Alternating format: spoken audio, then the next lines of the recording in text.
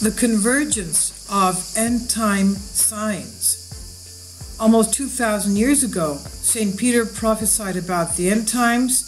He said just before Jesus Christ returns, people would openly mock the second coming, and they'll say, "What's happened to Jesus? I thought he was coming back." Yet everything remains the same as it has since the world first began. 2 Peter 3, verse 3 and 4. Well, we may have heard this many times, but is it true? Is the world of today? We'll have to take a look at some of the signs that we have seen lately, because the truth is the exact opposite. Our generation is unlike any other generation before it.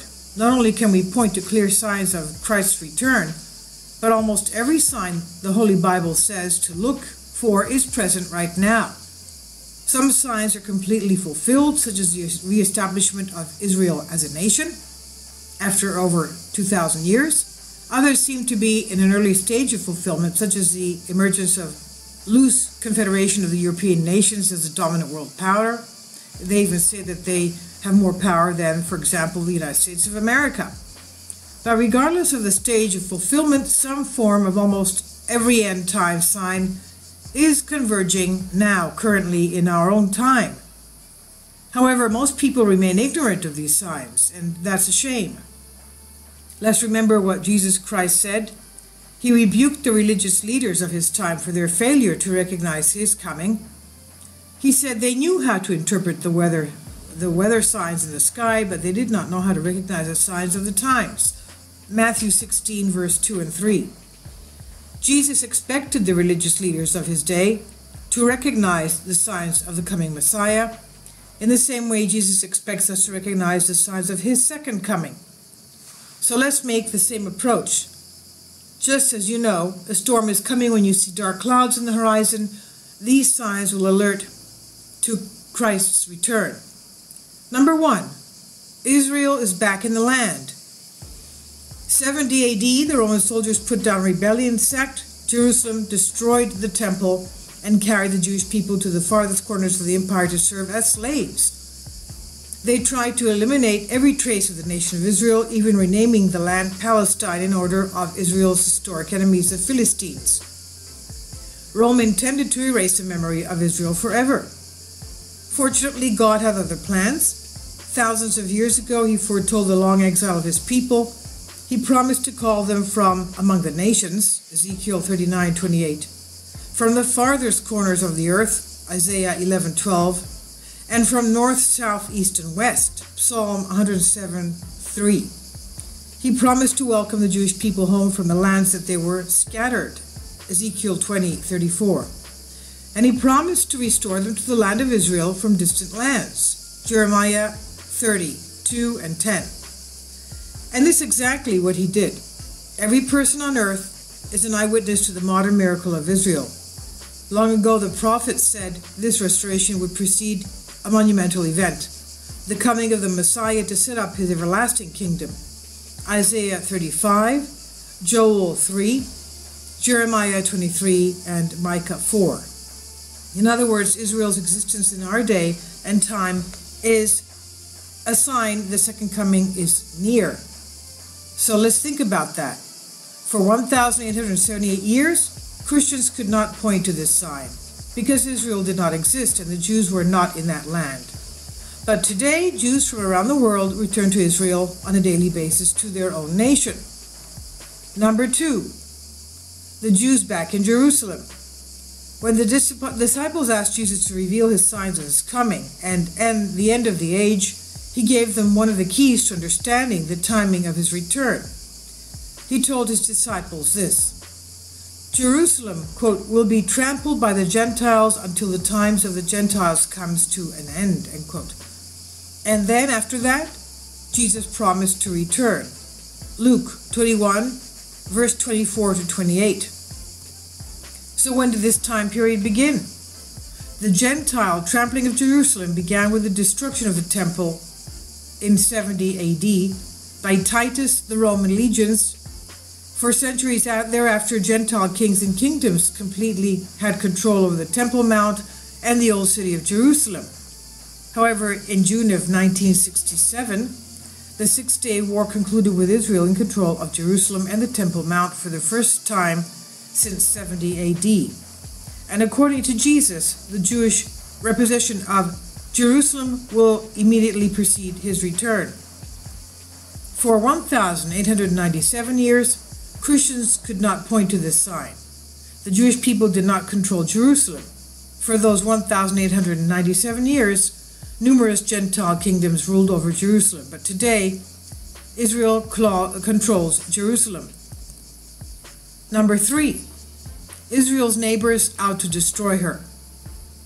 More than 3,000 years ago, the prophet Asaph claimed the surrounding nations would be unanimous in their contempt for Israel.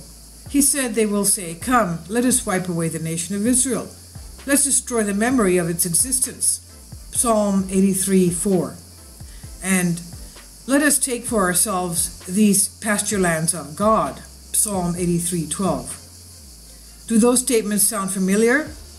They should. They're almost word for word what we heard in the Middle East today, and we heard these same declarations of the Muslims world over and over again since May 14, 1948.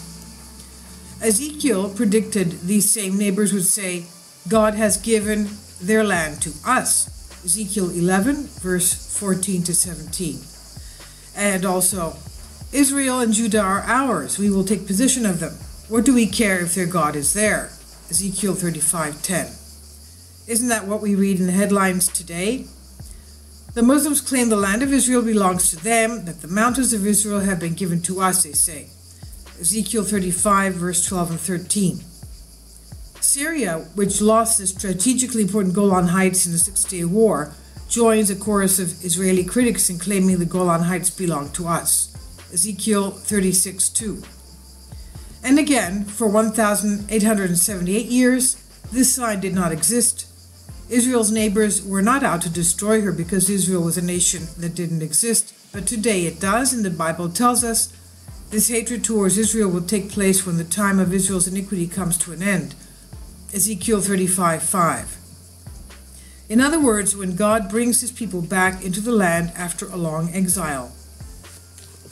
Number 4, Israel with an exceedingly great army. In his Valley of the Dry Bones vision, where God breathes life back into the Jewish people, the prophet Ezekiel saw the Jewish people come to life and stand up as an exceedingly great army. Ezekiel 37:10. Zechariah repeated this promise, speaking of a day when Israel is like a fire among sheaves of grain, burning up the neighboring nations. Zechariah 12:6.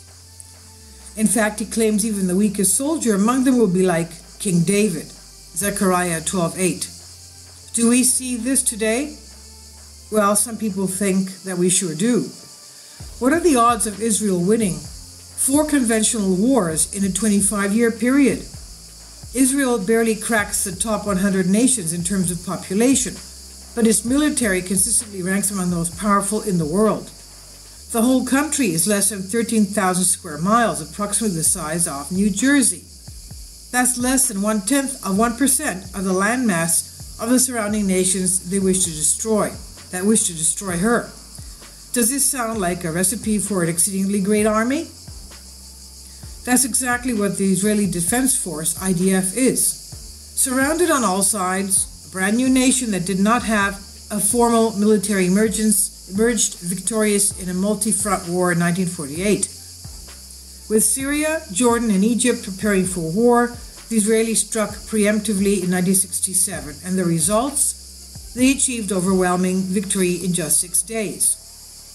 Caught by surprise on Yom Kippur in 1973, her enemies almost cut Israel in half within 48 hours, but the IDF quickly won back all the territory it lost in the opening days of the war, and the world brokered a truce with the IDF at the gates of Cairo and Damascus. Against all odds, Israel always seemed to come out on top. And what does the Bible say about the timing of Israel's emergence as a world military power? When does it say Israel will have the, quote, exceedingly great army, unquote? You guessed it. The Bible says, quote, when God's people are regathered in the land just before the Messiah returns, unquote. Ezekiel 12:36 and 37. When the Jewish people have been, quote, brought back from the nations where they were scattered and given the land of Israel by God himself. Ezekiel 11:17. 5. An increase in travel and knowledge. Approximately 2,600 years ago, an angel told the prophet Daniel, the archangel Gabriel, told the prophet Daniel to keep his vision secret until a later date. What later date? The angel said, quote, until the end times when travel and knowledge will increase, end quote. Daniel 12:4.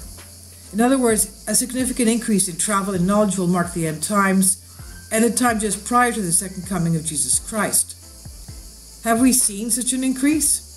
And obviously the answer is obvious. For all of human history, right up until the early 19th century, the fastest mode of land-based transportation was the horse. Yet today we can travel to the other side of the earth in a matter of hours.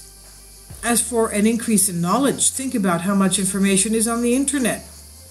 In 1990, there was only one website. 6 years later, the internet featured more than 100,000, and decades later, 100 million. Today, estimates place the number of websites at somewhere around 600 million.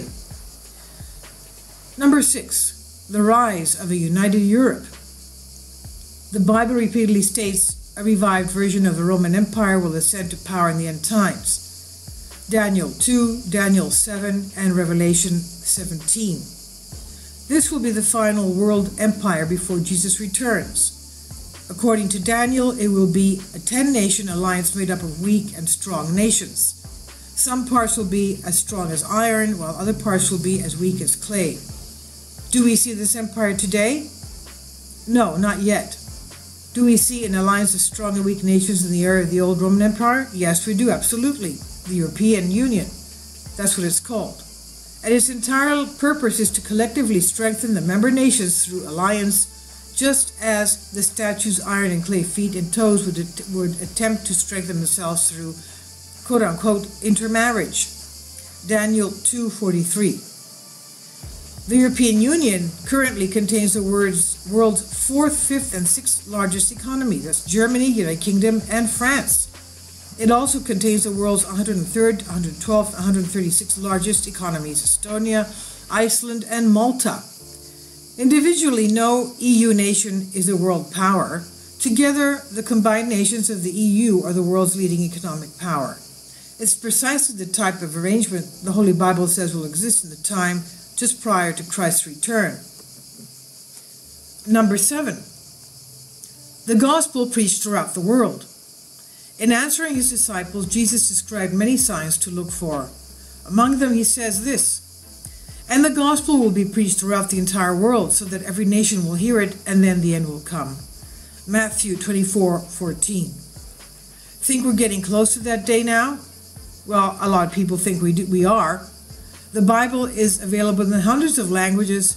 Satellites broadcast Christian programming throughout the world, and every day missionaries carry gospels to people who have never heard it before. So we're not there yet, but we're getting close. Unfortunately, while this sign is all around us, most people don't see it as a sign. They don't think the global reach of Christianity is a big deal. Think about it, though.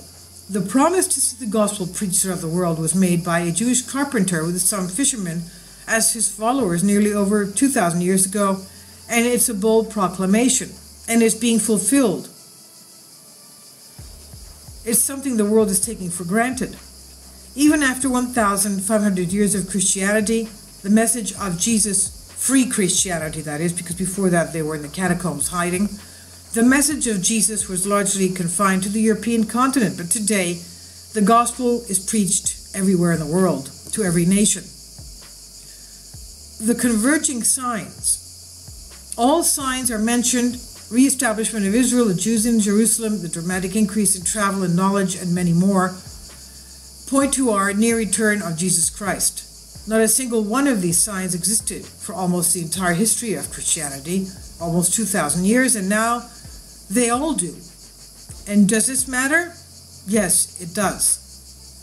When the disciples approached Jesus and asked him, "What are the signs of your coming and the end of the age?" Matthew 24:3.